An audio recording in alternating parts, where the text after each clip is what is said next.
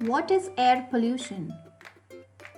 Air pollution consists of chemicals or particles in the air that can harm the health of humans, animals, and plants. It also damages buildings. Pollution enters the Earth's atmosphere in many different ways. Most air pollution is created by people, taking the form of emissions from factories, cars, planes, or aerosol cans. Some types of air pollution, such as smoke from wildfires or ash from volcanoes, occur naturally.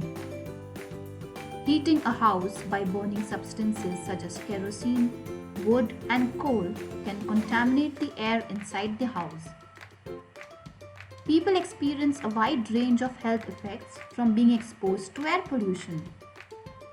Short term effects include discomfort such as irritation to the nose, throat, eyes, or skin, and can also cause headaches, dizziness, and nausea. Long term health effects from air pollution include heart disease, lung cancer, and respiratory diseases.